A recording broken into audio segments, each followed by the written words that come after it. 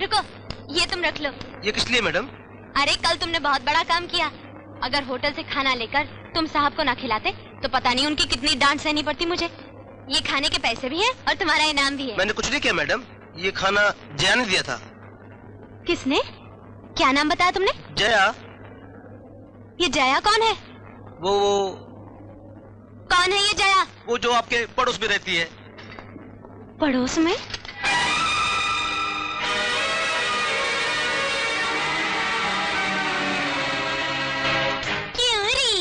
कौन है रे तू? अरे स्वर्ग से उतरी हुई अप्सरा समझती है क्या अपने आप को? हैं? मेरे पति को खाना क्यों भिजवाया तूने? अरे तू होती कौन है मेरे पति को खाना भिजवाने वाली? वो मेरा पति है, मैं उसे खाना भेजूं ना भेजूं मेरी मर्जी। हमारे बीच में आने वाली तू कौन होती है? मेरा पति तुझे बहुत अच्छा लगता है क्या? अरे रहा नहीं जाता तो शादी क्यों नहीं कर लेती? पराये मर्दों पर नजरें क्यों डालती फिरती है? तुम दोनों में से जया कौन है? हाँ? बोलती क्यों नहीं? कौन है जया? क्यों री चश्मिश, तूने मेरे पति को बिरयानी क्यों भिजवाई? हाँ? किससे पूछकर भिजवाई? बोलती क्यों नहीं? बोल। जी वो जया नहीं इसलिए। छिपकली, बीच में बोली ना तो दूंगी खींच कर। ये जो दांत दिखाई देते ना सब बाहर आ जाएंगे। चल चल चल यहाँ से चल। अब बोल, बहुत तरस आ गया था तुझे उन पर? उन्हें भूखा रहते देख नहीं सकती थी तू? हैं?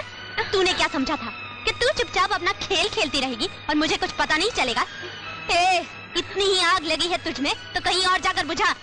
आज के बाद मेरे पति की तरफ आंख उठाकर देखा ना तो तेरी आंखें और तेरा चश्मा दोनों फोड़ के रख दूंगी, समझी?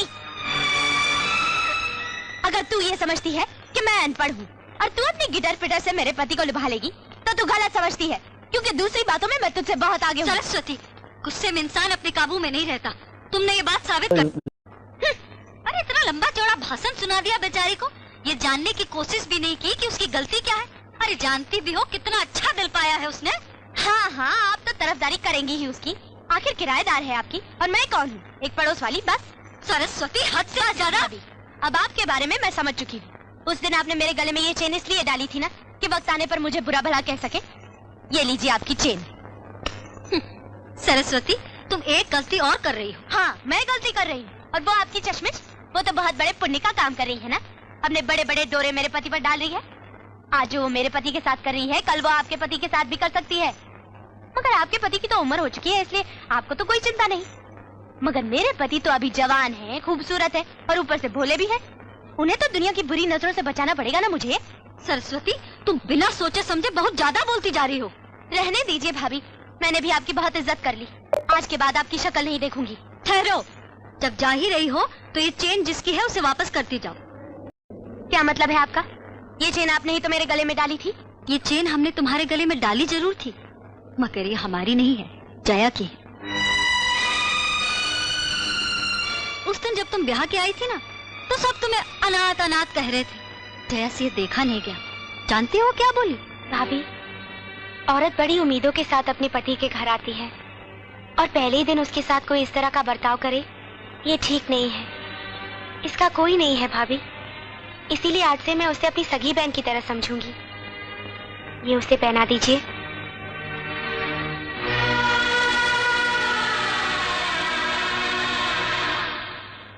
हो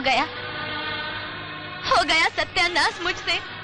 आग लगी मेरी जबान को, बिना सोचे समझे पता नहीं क्या क्या बोल गई। इसलिए लोग कहते हैं भाभी, इंसान का पढ़ा लिखा होना बहुत जरूरी होता है।